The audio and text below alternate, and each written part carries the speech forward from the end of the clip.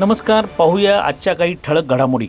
Pimpri Chinchwad police आयुक्तालय हद्दीत आता नवीन 5 पोलीस ठाणी होणार. पिंपरी चिंचवड पोलीस आयुक्तालयाअंतर्गत पिरंगुट, जांभे, पिंपळे सौदागर, मोशी आणि देहगाव अशी नवीन 5 पोलीस ठाणी आणि परिमंडळ 4 साठी नवीन पोलीस उपायुक्त पद निर्मितीबाबतचा प्रस्ताव पोलीस आयुक्त विनय कुमार चौबे यांनी राज्य शासनाकडे पाठवला आहे. यामुळे आगामी काळात आयुक्तालयातील पोलीस ठाण्यांची संख्या 25 वरून 30 होणार आहे. बावधन, हिंजवडी, सांगवी, MIDC भोसरी, दिघी, चिखली आणि देवरोड या पोलीस ठाण्यांचे विभाजन करून ही नवीन पोलीस ठाणी निर्माण करण्याचे प्रस्तावित आहे. सायबर गुन्हेगारांच्या त्रिकुटाला पिंपरी चिंचवड पोलिसांनी घेतले ताब्यात. सायबर फसवणुकीचे कॉल सेंटर नवी मुंबईत सुरू करण्याच्या तयारीतील त्रिकुटाला पिंपरी चिंचवड सायबर पोलिसांनी काल अटक केली.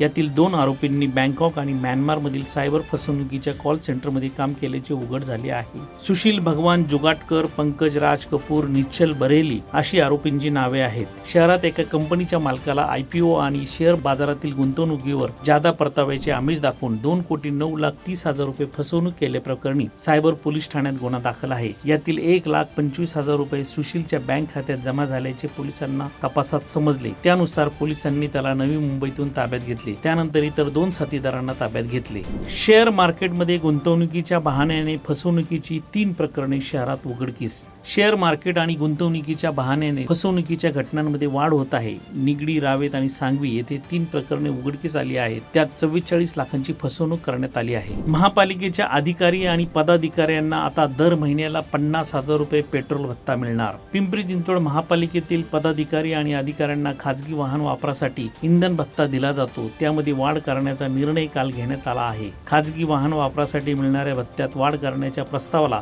स्थायी समिती सभेत मंजुरी देण्यात आली. यापूर्वी पेट्रोल वाहनासाठी प्रत्येक महिन्याला 39,000 रुपये तर डिझेल वाहनासाठी 36,000 रुपये भत्ता निश्चित करण्यात आला होता. मात्र इंधन दर, देखभाल खर्च व वाहन चालकांचे वेतन ही वाढ लक्षात घेऊन पदाधिकारी व अधिकाऱ्यांनी स्वतःचे खाजगी वाहन वापरल्यास प्रत्येक महिन्यास 50,000 रुपये भत्ता देण्याचा प्रस्ताव स्थायी समिती समोर ठेवण्यात आला होता. त्या प्रस्तावाला ऐनवेळी काल मंजुरी देण्यात आली. दरम्यान या निर्णयामुळे नागरिकांमध्ये नाराजी असल्याचे चित्र आहे. निगडी प्राधिकरणामध्ये ऑक्सिजन पार्क सुरू. लोकसहभागातून उभे राहणारे उपक्रम ही शहर विकासाची खरी ताकद आहे. निगडी परिसरातील नागरिकांना महापालिकेच्या प्रयत्नातून तयार झालेला ऑक्सिजन पार्क आदर्श पर्यावरणपूरक उपक्रम आहे, असे प्रतिपादन महापौर रवी लांडगे यांनी केले. प्राधिकरणातील सेक्टर 26 मध्ये विकसित करण्यात आलेल्या ऑक्सिजन पार्कचे उद्घाटन महापौरांच्या हस्ते झाले. काम न करणाऱ्या पदाधिकाऱ्यांना शिवसेनेतून दूर करणार, उदय सामंत यांचा इशारा. संघटनेतील जे पदाधिकारी पदे घेऊन काम करत नाहीत त्यांना पदावर ठेवायचे की नाही याबाबत निर्णय घेण्यात येईल.